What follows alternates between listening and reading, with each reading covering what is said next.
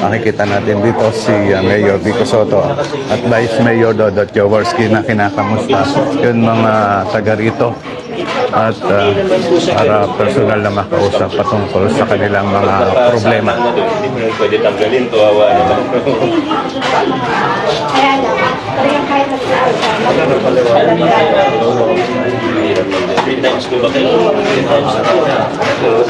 Pero mukha kayo malakas at masignan. Happy na. Yun yung secret. Happy. Bilang ko magkasa kayo para informal. Naman kalakihan kayo. Lalo na pag yung third trimester. Yun po mas malaki. Thank you po. Ayan na, good morning. Ayan na makikita nyo talaga yung mga tao ay talagang nilalapitan si Mayor Vico Sotto para idulog yung mga problema nila. Ayan, ngayon na may hawak na papel si Mayor Vico Sotto na inabot nga nito nga kausap niya. Pero sa ngayon dahil wala akong pera, isla po.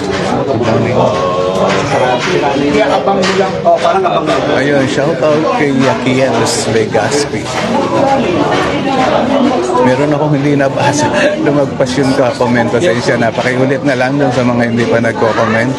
Dun sa mga hindi ko na shout out. Paki-comment na lang po ulit.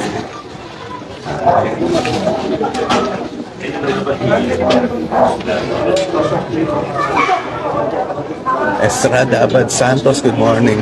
So, stay safe po kayo. Dito kami sa Pangasinan. Diyan nagtuturo anak ko.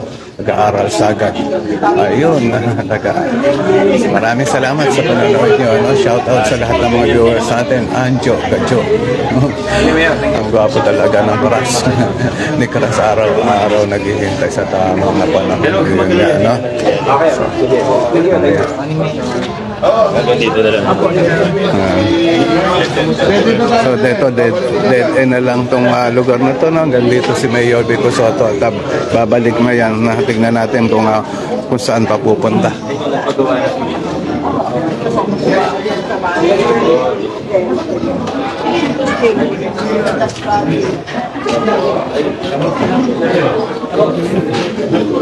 So, ando na nga sa may bandang Bukana si Vice Mayor Dodot Jaworski, no?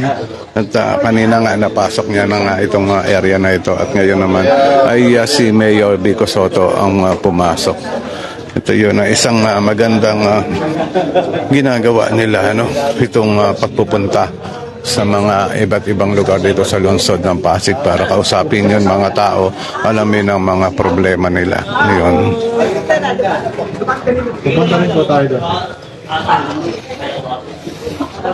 Ayun, no? At punta na nga tayo sa kabilang street, yun na Enriquez Street, no? Ito, Enrique Street. Yan. So kita natin yung mga taga rito, yan, no? May mga hawak na papel, no?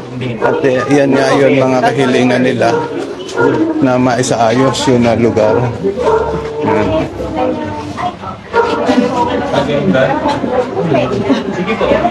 Doon sa mga gustong mag-comment lang po para mabasa natin, no? Kasi ito, birthday boy, ito ang birthday boy ngayon ay si Christopher De La Rosa. De La Rosa. Ito si Christopher De Leon. De La Rosa pala. Ano, na isa sa mga kaibigan natin dito. Engineering department yan. Masipag.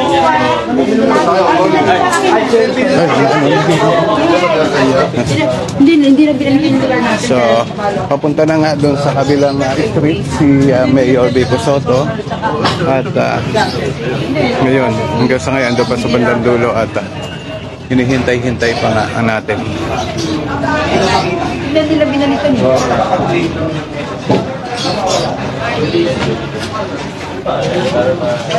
Wala sa listahan.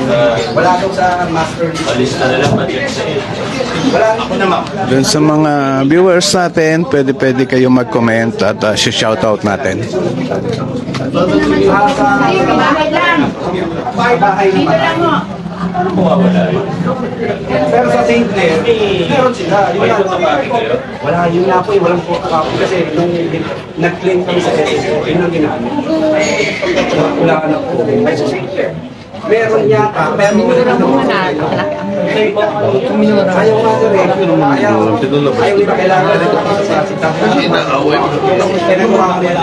wala pa rin. Ayun ang pagbati ni Anjo Gadjo kay Christopher De Leon, yung kaibigan natin dito. Maraming salamat po. Ano po, mga 2 weeks ko na inaasikaso yung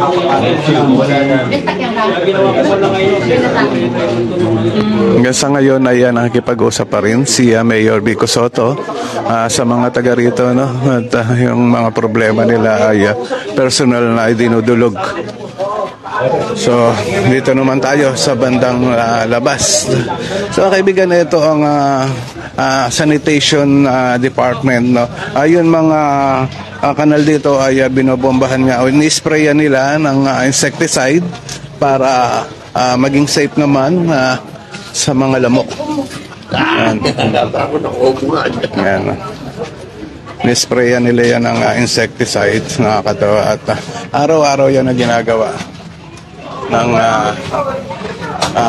mga ano natin dito. O pwede nga mag-request. Ano po ang request, Anjo Gadjo? Ano po ang request mo? Subukan natin kung kaya natin yung request. Baka mamaya yung request mo hindi ko kaya. So andito rin naglalagay din ng ito yung sanitation disinfection. Naglalagay din sila ng mga kinakalat na yung pandikit para sa mga daga, no, para mabawasan din yung mga daga dito. So makikita natin ang ito yung BFP, yung pagbati ng BFP sa mga taga rito. Ano, at tila magpapapicture na kay Juanite. Morning po, Mayor Vico Soto. Shout out po from Korean CC Clark Air Base. Ayan, no? Ayan, nagpa-picture na nga kay Mayor Vico Soto itong OLP SA Pasig. Okay, right po. Okay po.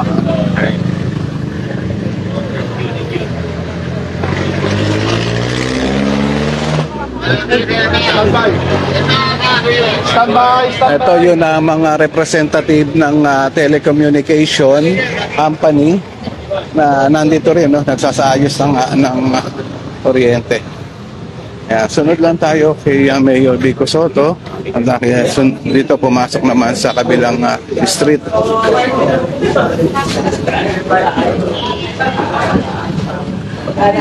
Morning po, Mayor Vico Soto. Shoutout po from Korean CC Clark Air Base.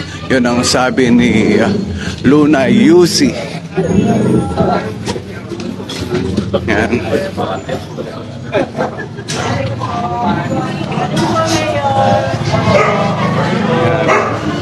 So andito naman sa lugar na ito ang painting section at yun mga pader nga ay pinipinturahan nila. Sunod lang tayo kay Mayor Vico Soto.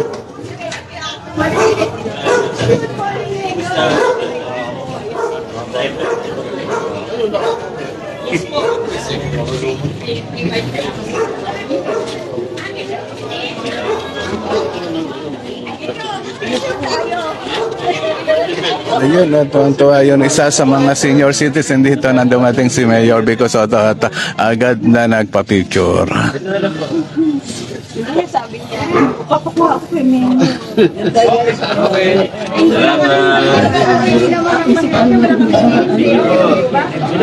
Naku, lumagpas agad. Di ko nabasa maigi.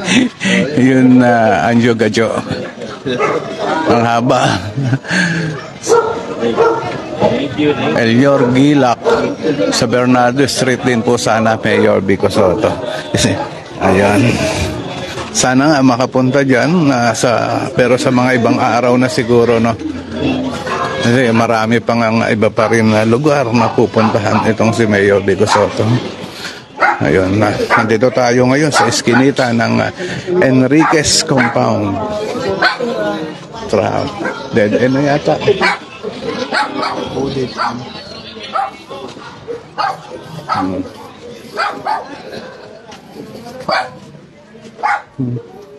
Parang may gate na dito. Hanggang dito na lang yata ito.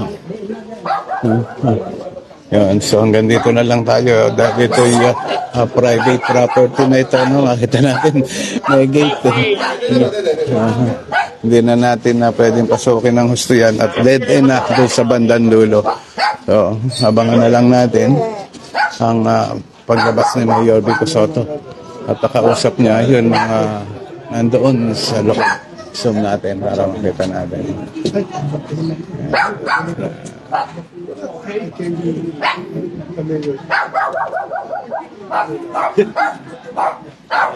Oo, yun mga nakapark sa karsada na nakita natin.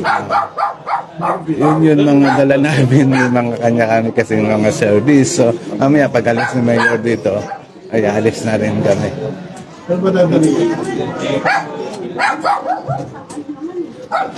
Ayun, kay Leonardo Perez. Kahit naman po, baka nakita niyo po ang ano ko dyan. Sino po ba ang anak niyo at ano po ba ang pagkakakilanlan? Leonardo Perez.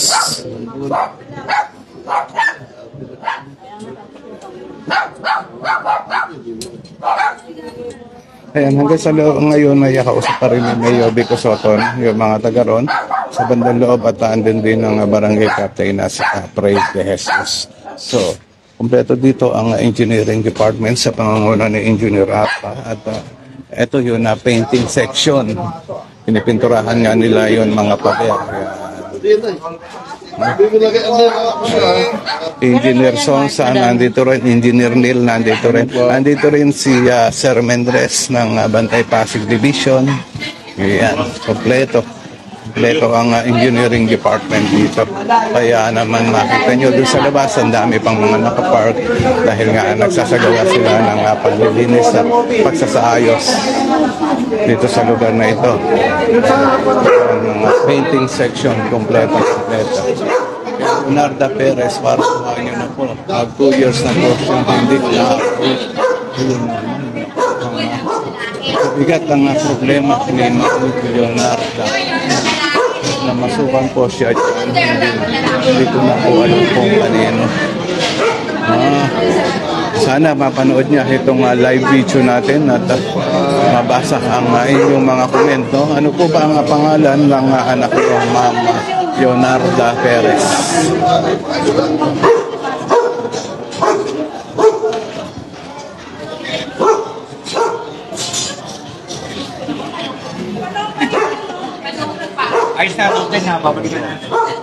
Ano po ba ang pangalan ng anak nyo, Ma'am Leonardo Perez? Baka sakaling mapanood niya itong live video natin na kayo ay nananawagan na gusto niyang makita ang anak nyo. Ayun, si Angeline Perez Melgar po. No? Angeline Perez Melgar. Sana mapanood mo itong live video natin at ni Mayor Vico Sotto, no, kaugnay sa Oplan Cayusan at ang iyong nanay na si Ma'am Leonardo Perez ay nananawagan at miss na miss ka na niya, no? Matagal ka na palang hindi nakikita ng nanay mo, magparamdam ka sana. Ayun. So hanggang ngayon ayun si Mayor Vico Sotto. Ayun, Angeline Perez Melgar, no? Sana mapanood mo itong live video natin dito sa lungsod ng Pasig, kaugnay sa Oplan Cayusan. Nananawagan ng iyong ina, si Ma'am Leonardo Perez. Talagang miss na miss ka na ni Ma'am Leonardo Perez. Dumaga po! Kahit wala yung basta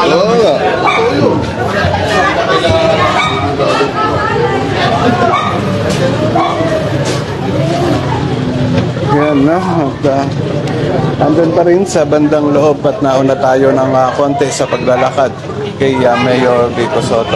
Estrada Abad Santos, dito po ako sa Virgin Milagros. Lakad muna ako. Labas muna. Milagrosa University Band Instructor Drama. Yun, magaling to.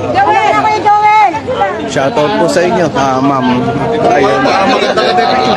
Makita mo kayo.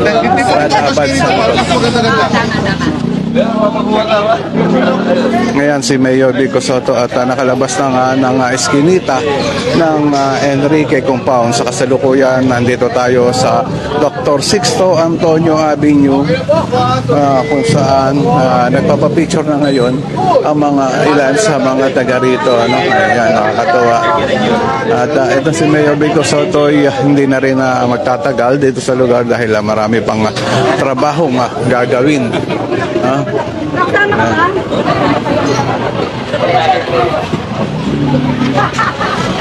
So ito yung nakahabaan ng Dr. Sixto Antonio Avenue dito sa lungsod ng Pasig, partikular dito sa Canyogan, Barangay Canyogan, lungsod na ito. Ayan.